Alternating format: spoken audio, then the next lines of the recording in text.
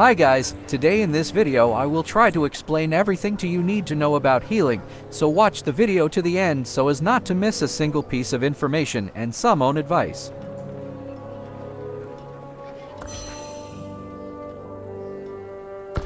In Call of Dragons, when you are fighting enemies, part of your troops will go to the hospital, and you will have to heal them. Once you heal them, you will be able to use them again. There are now two types of healing in Call of Dragons: free healing and resource healing.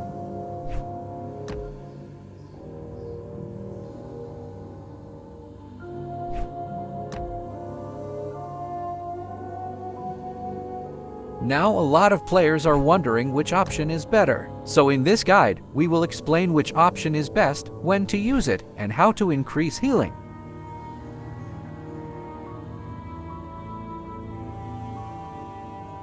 In Call of Dragons, there are a few ways to boost your free and resourced healing. It is important to increase the amount of healing, especially when you get to the end game where you will fight a lot.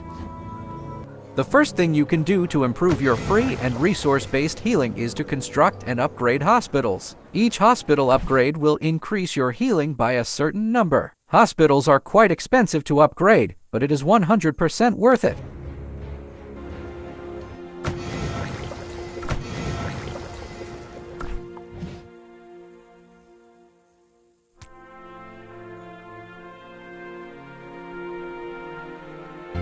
Inside the policies tree, you will find policies that will increase your daily free healing limit and policies for resource healing. Keep in mind that you can only choose one. What you will choose depends on you and your playstyle, but if you are a new player in Season 1, it is always best to choose free healing. Now, if you made a mistake, do not worry. At the end of the season, policies will be reset and you can choose again. Now we will try to answer to this question: what is better, free healing or resource healing?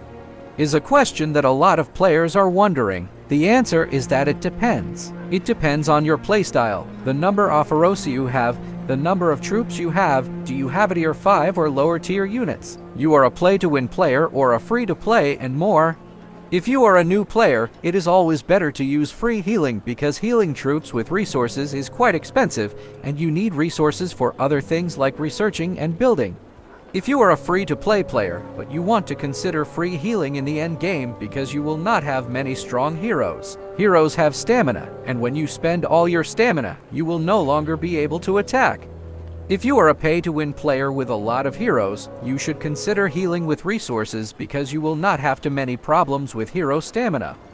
These are some general guidelines, but there are many other factors to consider when deciding what type of healing to use, such as whether you have a large number of farm accounts, whether your server fights frequently, and whether you intend to fight or grow your account. So many things. Another thing is that there is no limit to the number of units that can be in a hospital. When you get to the end game, you will most likely run out of hero stamina while still having troops available for the fight. In the end, it depends on you and what your goal is. It is best to have more free healing, but do not be scared to use resources for healing when you get to the end game.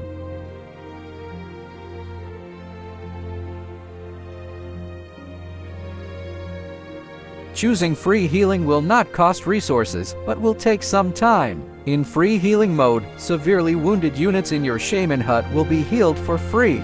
Your heal speed is determined by your shaman hut level and your total unit count, including legions in your shaman hut. The higher your total units and the level of those units, the faster your heal speed. In addition, enacting relevant policies will also increase your total heal speed.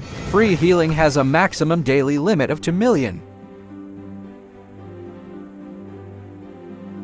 Choosing resource healing will cost resources, but heals legions instantly. Resource healing has a maximum daily limit, which is determined by your shaman hut level and your total unit count, including the legions in your shaman hut. The higher your total units and the level of host units, the faster your heal speed. In addition, enacting relevant policies will also increase your resource healing daily limit up to a maximum of 3 million. Severely wounded units will face different fates depending on the circumstances. Firstly, when legions are battling darklings or behemoths, all severely wounded units will be sent behemoths to your shaman hut. Secondly, when legions are battling enemies in the field, all severely wounded units will be sent to your shaman hut. Thirdly, when legions are defending against the enemy in your city alliance member's city, of Oran severely wounded units will die, and 50% of the enemy's severely wounded units will die. Fourth, when legions are defending against an enemy attack at a pass, 35% of severely wounded units will die, and 50% of the enemy's severely wounded units will die. Fifth, there is no limit to the capacity of your shaman hut. Sixthly, and the last, severely wounded units can be healed by selecting either free healing or resource healing. It's all for today, guys. See you in the next video.